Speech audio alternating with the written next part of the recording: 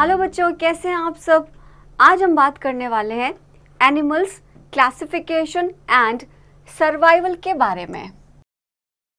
Learning objectives, living places of animals, adaptation in animals according to their habits, adaptations in behavior, adaptations for protection, adaptations for food.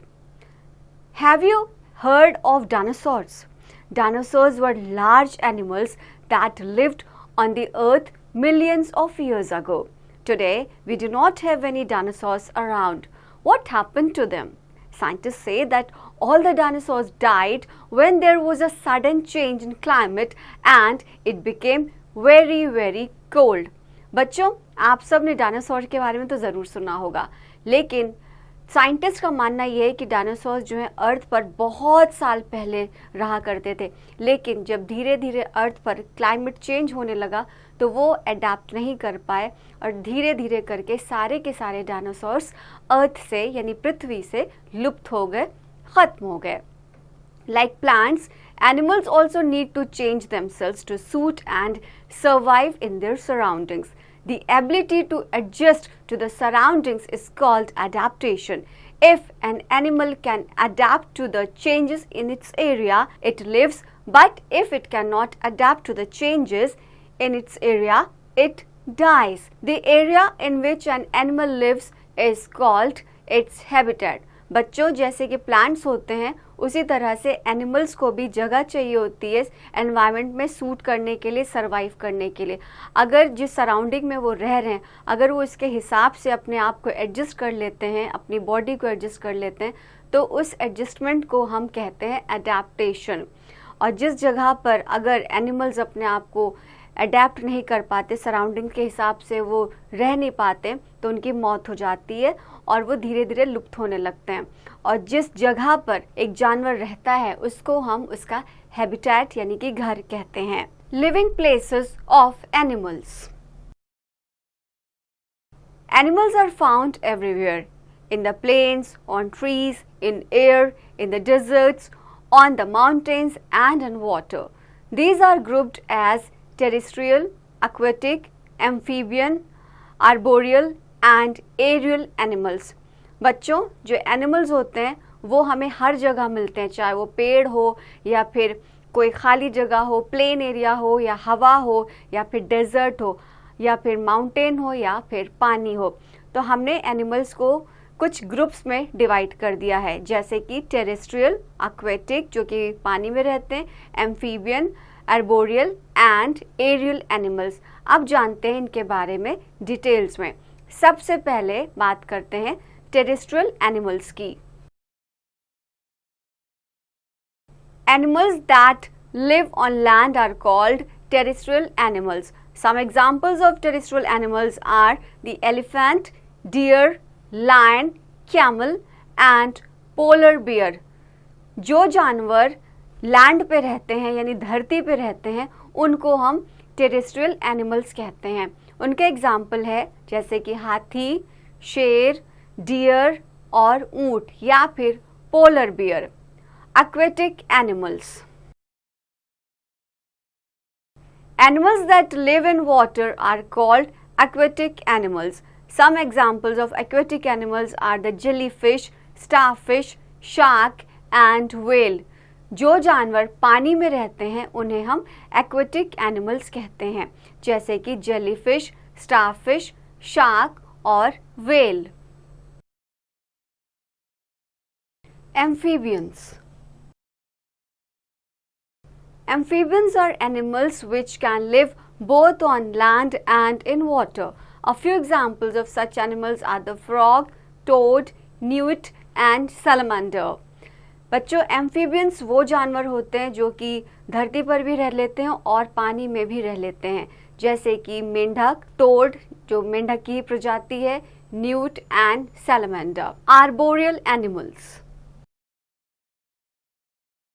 Animals that spend most of their time on trees are called arboreal animals. Monkeys, gibbons and chimpanzees are some arboreal animals. Some examples of arboreal animals are the monkeys, koala, flying squirrel and chameleon. बच्चों, arboreal animals वो होते हैं जो अपना maximum time पेड़ पर गुजारते हैं, जैसे कि बंदर, चिंपैंजी, गिबॉन्स और गिलहरी, koala. Aerial animals. Animals that can fly in the air are called aerial animals. Birds, bats and many insects belong to this group. Aerial animals वो होते हैं जो कि हवा में यानी आसमान में उड़ सकते हैं. चिड़िया या फिर और तरह के कीड़े मकोड़े, इंसेक्ट्स इसके बेस्ट एग्जाम्पल्स हैं. इन्फोबिट. Bat is the only mammal that can fly. Animals have some special features in their bodies to live in their environment. The process of developing special features in the body to adjust in the surroundings is called adaptation. बच्चों, bat एक ऐसा mammal है जो अकेले सिर्फ उड़ सकता है. जो एनिमल्स अपने आप को एनवायरनमेंट के हिसाब से, सराउंडिंग के हिसाब से अपनी बॉडी को एडजस्ट कर लेते हैं, ऐसे फीचर्स डेवलप होते हैं उनकी बॉडी में, इस प्रोसेस को कहा जाता है adaptation. Adaptation in animals according to their habits. Adaptations in terrestrial animals. Terrestrial animals have legs to move with. Their breathing system takes in oxygen from the air. Their sense organs and nervous systems are very well developed so they can sense any change around them. These changes may be of sound, movement, light, smell and so on. This helps animals to find food and to escape from enemies. Here are a few land animals. Let us learn about some of them. Terrestrial animals के पास जो है पैर होते हैं ताकि वो move कर सके. टेरेस्ट्रियल एनिमल्स वो होते हैं जो कि लैंड पे होते हैं और उनका जो ब्रीदिंग सिस्टम होता है उससे उनको उनके सेंस ऑर्गन्स और उनके नर्वस सिस्टम्स डेवलप होते हैं धीरे धीरे, ताकि उन्हें स्मेल का, लाइट का, साउंड का और तरह तरह के मूवमेंट का वो एहसास कर सकें. और बच्चों, जैसे कि अगर कोई एनिमल है, उसके पीछे कोई और एनिमल आ रहा है एज एन एनिमी, तो वो अपने आप को बचाने के लिए भाग सके. तो इस तरह के सेंस उनके धीरे धीरे डेवलप होते हैं. या फिर वो खाने के लिए इधर उधर दौड़ते हैं, तो ये उनका सेंस ऑर्गन ही होता है जो उन्हें ऐसे काम करवाता है. आइए जानते हैं कुछ और examples. The polar bear lives in the polar regions which have thick ice and freezing cold waters. The animal has a thick layer of fat and a thick coat to keep it warm. Its big padded feet help it to walk on ice and snow. The bears are excellent swimmers. Polar bears hunt for food. Their white color helps them to remain hidden from their prey. बच्चों, polar bear हमें बहुत ही ठंडे areas में मिलते हैं. Polar bear की जो skin होती है बहुत मोटी होती है और उसमें फर होता है. फर उनकी बॉडी को गर्म रखता है और उनके जो पैडेड फीट होते हैं वो उनको स्नो पर या बर्फ़ के ऊपर चलने में मदद करते हैं. पोलर बेयर बहुत ही अच्छे स्विमर्स होते हैं और उनकी स्किन इसलिए वाइट होती है ताकि जो एरिया है वो भी आइसी होता है और उनकी स्किन वाइट होती है ताकि वो अपने आप को दुश्मनों से यानी प्रे से बचा सकें. Chameleons are reptiles that live mostly on trees and bushes. Their feet have sharp claws and they can grip branches very well. Chameleons have a long tail that stretches out for balance so that they do not fall when they walk. They mostly eat insects which they are able to reach with their long tongue. बच्चों, कैमेलियंस यानी कि गिरगिट वो हमें ज़्यादातर पेड़ों और झाड़ियों में मिलते हैं. इनके जो पैर होते हैं, जो फीट होते हैं, बहुत ज़्यादा शार्प होते हैं जिससे कि अपने ग्रिप को वो मजबूत कर सकें. और उनकी पूँछ होती है, पूँछ काफ़ी लंबी होती है और पूँछ उनको बैलेंस किए रहती है ताकि वो पेड़ों पर से ना गिरें. और ये ज़्यादातर कीड़े मकोड़े खाते हैं और इनकी ज़बान यानी कि टंग बहुत लंबी और बहुत स्टिकी होती है. और जब इनको कोई शिकार पकड़ना होता है यानी जब उन्हें कोई इंसेक्ट्स पकड़ना होता है तो अपनी लंबी ज़बान का इस्तेमाल करते हैं और इंसेक्ट इसमें चिपक जाते हैं और जिससे कि वो उसको अपना खाना बना करके खा लेते हैं. A camel has a thick skin and coat to protect it both from the hot desert sun and cold desert nights. Its broad, thicky, padded feet help it to walk on the sand without sinking. It can go without water and food for few days by using the fat stored in its hump. Its thick eyelashes protect its eyes from the sun and blowing desert sands. Its long legs keep its body away from the hot sand. बच्चों, camel यानी कि ऊँट जो है हमें desert area में भी मिलता है और नॉर्मल हमें ऐसे भी देखने को मिलता है। ऊँट की खासियत ये है कि वो अब बहुत दिनों तक बिना खाना खाए बिना पानी पिए रह सकता है और वो अपना खाना अपने हम्प यानी कि कुबड़ में स्टोर करता है और उसकी जो लंबी पलकें होती हैं वो उसको डायरेक्ट सनलाइट से बचाती हैं या फिर डेजर्ट एरिया में जो सैंड उड़ता है उससे उसको बचाती हैं। Adaptation in aquatic animals. Amphibians such as frogs, toads, salamanders and newts can live both on land and in water. They have limbs that help them in swimming. A moist skin helps them to breathe in water. However, they also have lungs which help them to breathe on land. बच्चों, जो amphibians होते हैं यानी कि मेंढक या और भी उससे जुड़े जानवर, ये हमें पानी में भी मिलते हैं और लैंड पर भी मिलते हैं। इनकी लिम्स जो है इनको मदद करती है तैरने के लिए और जो उनकी स्किन मॉइस्ट होती है वो उनको पानी में सांस लेने में मदद करती है।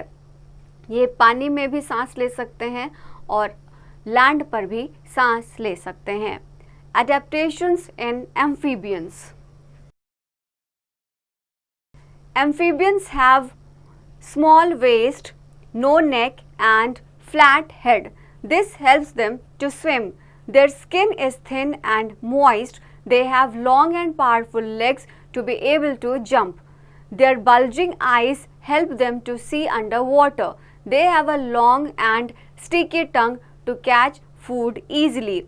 Amphibians जो होते हैं उनकी कमर बहुत छोटी होती है और उनकी गर्दन नहीं होती है और उनका जो हेड है यानी कि सर फ्लैट होता है जो उनको अच्छी तरह से मदद करता है पानी में तैरने में और उनकी स्किन मॉइस्ट होती है और काफ़ी पतली होती है और उनके लंबे पैर उनको कूदने में मदद करते हैं और जो बल्जिंग यानी कि निकली हुई जो आंखें होती हैं अपनी आंखों से वो पानी के अंदर देख सकते हैं और उनकी जो टंग होती है यानी कि जो जीभ होती है वो काफ़ी स्टिकी होती है जो उन्हें मदद करते हैं खाने में। Adaptations in arboreal animals. Arboreal animals such as monkeys, flying squirrels and opossums have distinct body feathers. They have claws and broad hip girdles to support their body while climbing. A monkey's and curly tail helps it to swing from a branch. बच्चों, जो arboreal animals होते हैं वो ज़्यादातर हमें पेड़ों पर मिलते हैं जैसे कि मंकी हो गया यानी बंदर हो गया, फ्लाइंग स्क्विरल हो गए, ओपोसम्स हो गए। इनकी बॉडी कुछ इस तरह से बनी हुई है कि उन्हें चढ़ने में यानी पेड़ पर चढ़ने में आसानी होती है और उनकी जो लंबी पूंछ होती है वो उनको बैलेंस करने में मदद करती है और एक पेड़ से दूसरे पेड़ पर जंप करने में भी मदद करती है। Adaptations in aerial animals. Their body shape is such that it helps them to cut the air and fly. They have wings and feathers which they use for flight. Their body is light which helps them to fly continuously for a long time. They have large eyes and sharp vision essential for them to fly long distances in search of food. बच्चों, जो aerial animals होते हैं यानी जो आसमान में उड़ते हैं उनकी बॉडी कुछ ऐसी बनी हुई होती कि वो हवा को कट करते हुए आगे बढ़ते हैं और उनके जो फेदर्स होते हैं वो काफ़ी हल्के होते हैं और वो मदद करते हैं उनको आकाश में उड़ने के लिए और वो लगातार आकाश में उड़ सकते हैं और उनकी आँखों का जो विजन होता है यानी जो उनकी नज़रें होती वो इतनी तेज़ होती कि बहुत दूर तक देख सकते हैं ताकि उन्हें आसानी से खाना मिल सके यानी कि वो अपना शिकार खुद से ढूंढ सकें।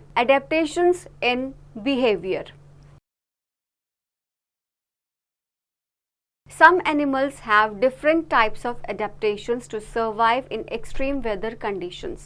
कुछ एनिमल्स ऐसे होते हैं जिनका अडेप्टेशन बहुत ज़्यादा स्ट्रॉन्ग होता है और एक्सट्रीम वेदर कंडीशन में वो सर्वाइव कर सकते हैं. Hibernation.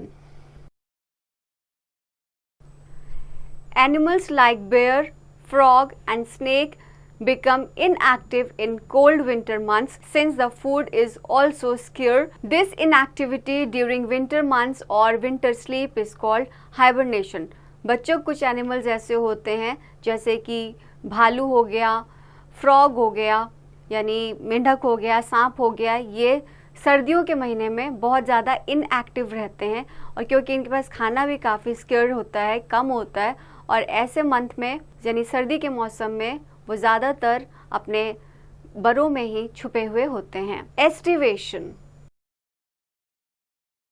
Some animals in the deserts like snakes settle down to long sleep during hot summer months to save water. This summer sleep is called estivation. बच्चों, कुछ जानवर ऐसे होते हैं खासकर डेजर्ट एरियाज में जैसे कि सांप, वो बहुत लंबे समय तक सोते हैं ताकि वो पानी को संरक्षित कर सकें. इस समर स्लीप को हम कहते हैं aestivation. Migration. Birds living in extremely cold places like Siberia cannot survive in the cold winter, so they leave their homes in winter and fly thousands of kilometers to warmer places in search of food and shelter. They go back to their native places when winter ends there. The regular mass movement of birds from colder regions to warmer places is called migration.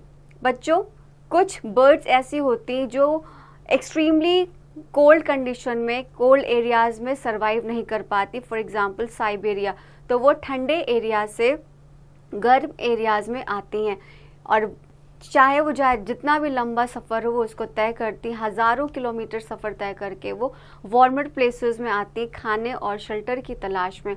और जब winter वहाँ पर ख़त्म हो जाता है जहाँ से वो आती हैं तो वो वापस अपने प्लेस पर चली जाती हैं. इस पूरे प्रोसेस को हम कहते हैं migration. Adaptation for protection. Animals develop various features that help them to obtain food, live in their habitats and protect themselves from predators. All these things, food, habitat and protection from enemy, increase the chances of their survival.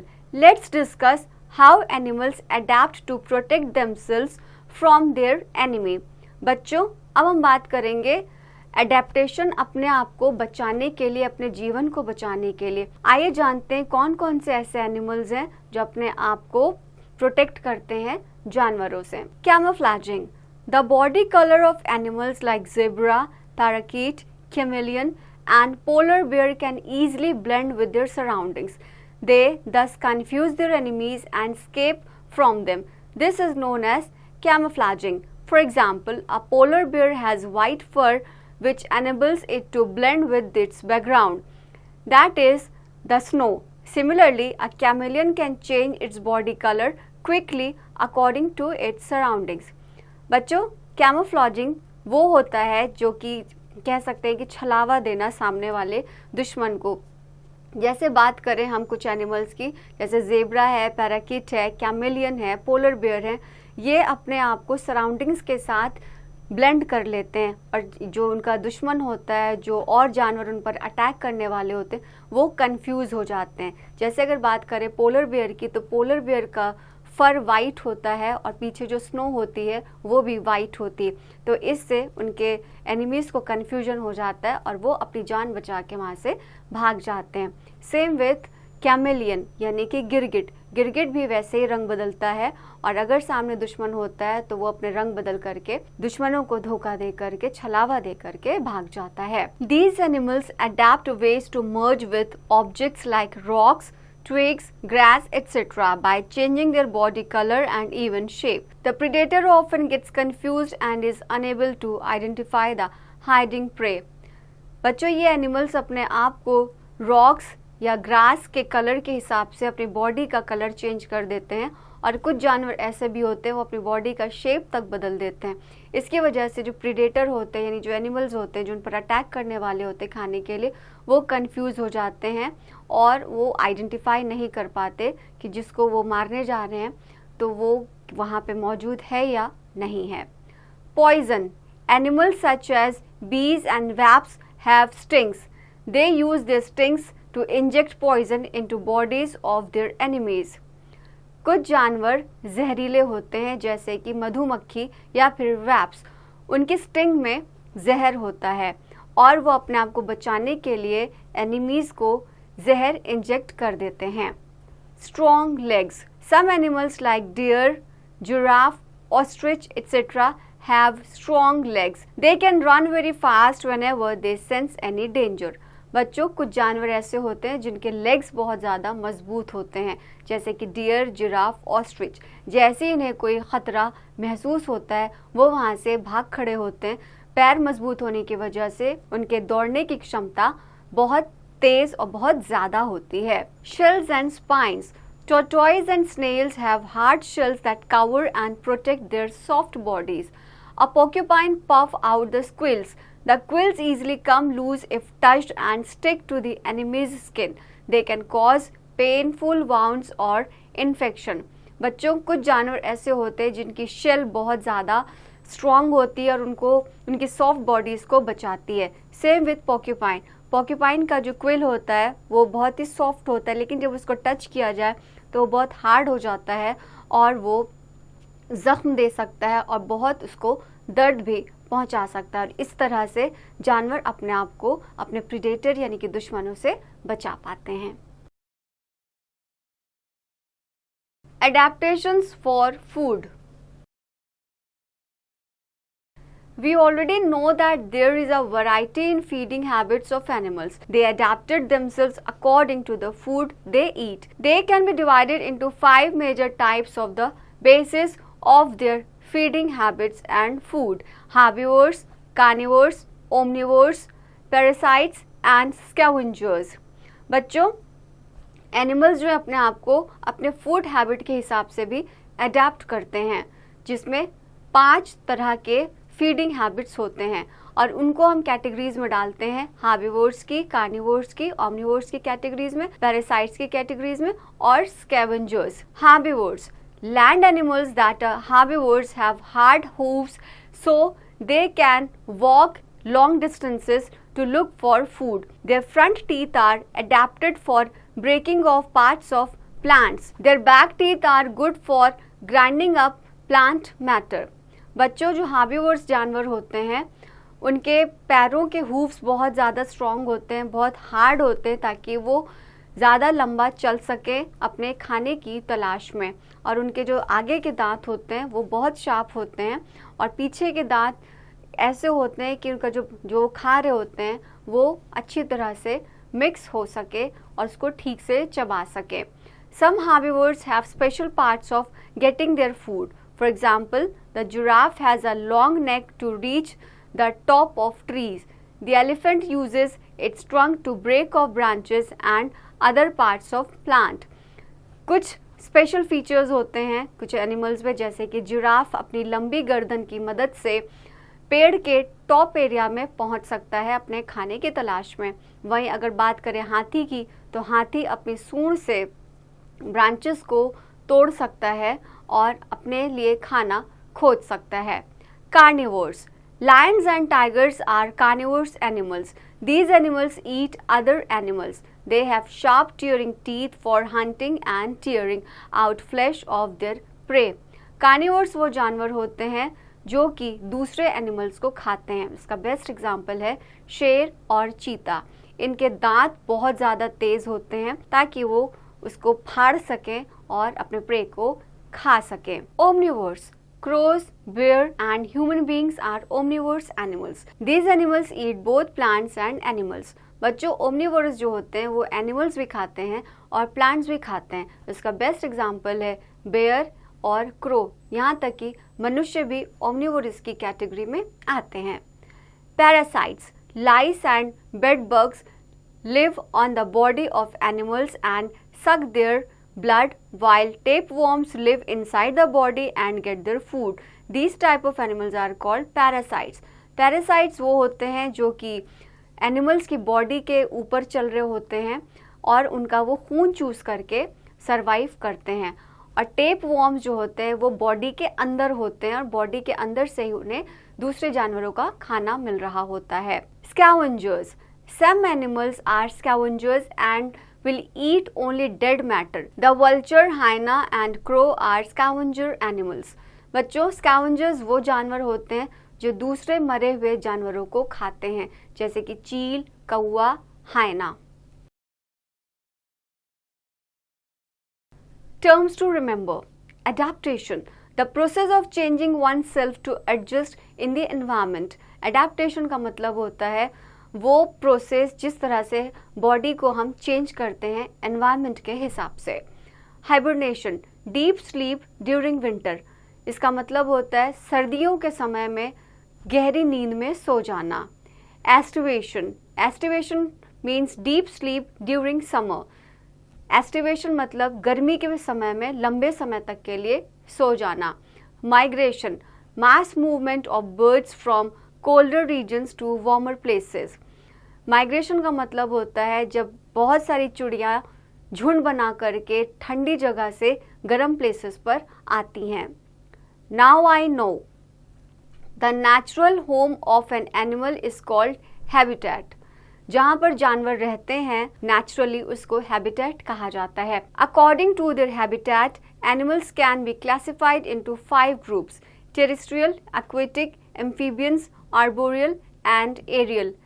Habitat यानी कि जानवरों के घर के हिसाब से हम 5 groups में डिवाइड कर सकते हैं: terrestrial, aquatic, amphibians, arboreal and aerial. Animals have some special features in their bodies to live in their environment. The process of developing special features in the body to adjust in the surroundings is called adaptation. Surrounding के हिसाब से जब जानवर अपने आप को change करता है और अडेप्ट करने लगता है तो उस पूरे प्रोसेस को अडेप्टेशन कहते हैं। Animals show adaptations for various reasons such as according to their habitat, behavior, protection and food. Animals में एडेप्टेशन के रीजंस हो सकते हैं जहाँ पर वो रहते हैं या उनका जो बिहेवियर है, बर्ताव है, या फिर प्रोटेक्शन यानी अपने आप को दूसरे जानवरों से बचाना और उनका सर्वाइवल यानी कि खाना। तो बच्चों, आई होप कि आपको आज का चैप्टर अच्छी तरह से समझ में आ गया होगा। अब इसकी प्रैक्टिस आप खुद से करेंगे।